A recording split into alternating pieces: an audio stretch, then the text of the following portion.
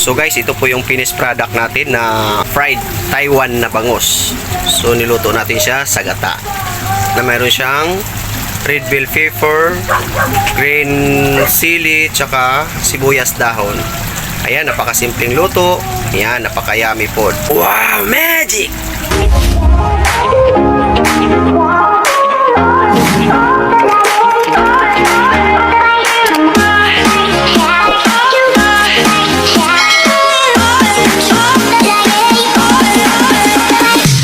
So guys, welcome back sa Nunoy Vlogger TV channel. So guys, mayroon naman tayong lulutuin fried Taiwan na bangus. Lulutuin natin siya sa gata. So samahan nyo ako guys para makita nyo po kung anong karagdagang sangkap na ating gamitin. Simpleng luto lang to guys yung gagawin natin.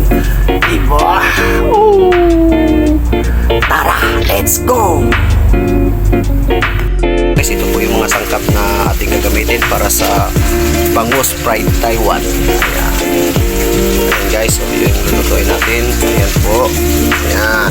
Ito po yung bangus Taiwan guys. Galing pa ng Mindanao. Bali, pinadala ng mama ng misis ko. Tapos bali, ito pipirituin natin yan. Prito na siya, di ba? Tapos ito yung gata. Ayan. Po. Una, tsaka pa yung malawang gata. Ayan. Ito po yung dagdag na kasangkapan na ating gagamitin. Meron tayong chili green, tsaka red bell pepper, luya, sibuyas, bawang. Tapos gamit tayo ng 1 piece magic sarap. Mag-optional tayo asukal. Tapos patis. Tapos tsaka durog na paminta. So bali itong isda nating lulutuin guys, bali marinated na siya, templado na. Kaya malasa na siya dahil pag naprito na siya. So guys, sasamahan nyo po para sisimulan natin yung ating pagluluto. Tara, let's go! So guys, bali ito na po yung isda na lulutuin natin. Bali naprito na natin siya. So babalik na rin natin siya.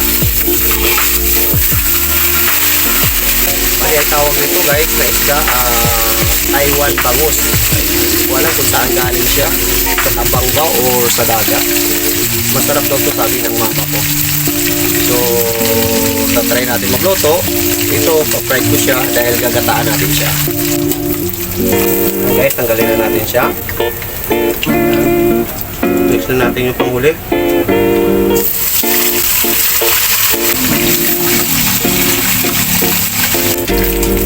Ayan guys, balik na rin na natin po. Ayan guys, dyan na po yung pinirito natin isda, Taiwan bangus. Ayan po. Ayan guys, yung finished product na natin. Yan, diba? Fried Taiwan bangus.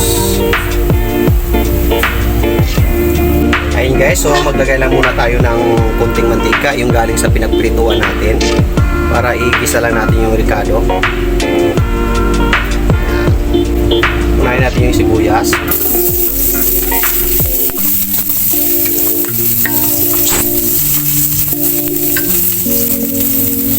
Bawang.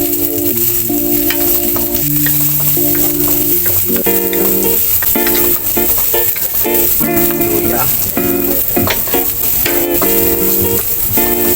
Mga simpleng luto lang to guys yung gagawin natin. Lagay ko na rito po yung pangulang piga ng gata.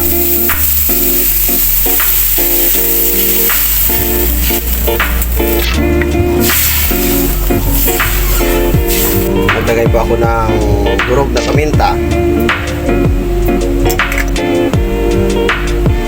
So takpan na natin para papakuluan. Ayun guys, kumulo na po. Lagay na natin po yung isda natin. Pritong isda.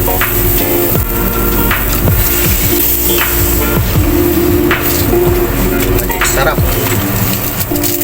Tapos maglagay rin pala tayo dahon ng sibuyas. So bali unahin natin po to yung puno niya.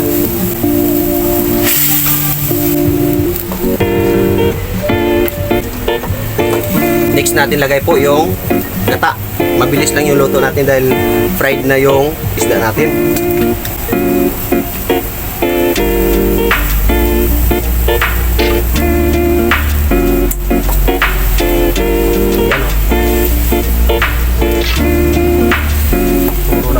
gata natin. Namumuo yan guys dahil nailagay natin sa ref.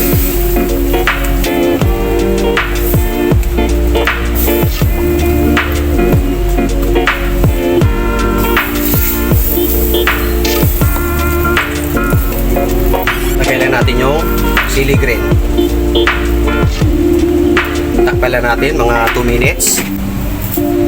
So guys, after 2 minutes po, yan, ito na yung recipe natin. So tikman lang natin po yung lasa niya guys, kung pasok ba sa panlasa natin o dagdagan pa natin. So maglagay lang ako ng asukal, 3 scoop na maliit, dahil yan ay nagpapadagdag lasa sa niluto natin. Dapat to guys, mayroon sana asway dito, kaso lang nakalimutan lang ni Mrs. bumili, kaya no choice tayo, kaya luluto na natin siya.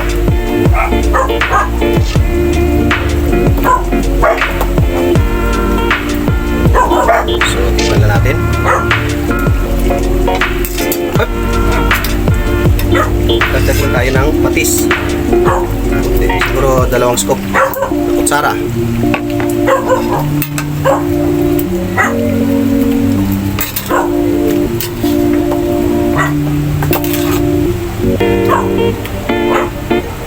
Natin ulit.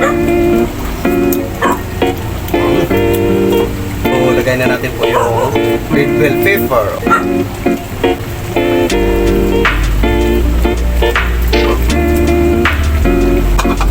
Takpan lang natin 2 minutes para mag-absorb lang yung aroma ng red bell pepper dun sa niluluto natin. And guys, after 2 minutes po, ayan, pang masarap na, lumalabas na yung aroma na niluluto natin. Tikman natin. Mas lalo sa sumarap guys.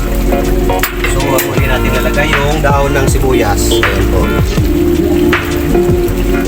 para mas lalo sumarap yung niluluto natin. Simpleng luto. Wow, magic!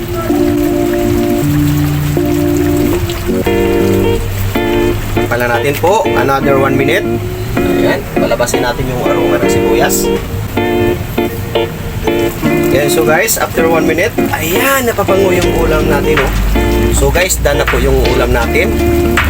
Kung hindi pa kayo nakapag-subscribe sa channel ko, subscribe nyo na po, like, share, tsaka don't forget my bell notification para lagi tayong updated sa mga latest version. So guys, thank you for watching and God bless you po sa inyong lahat. Pagpalain kayo ni Lord. Amen. Wow, magic!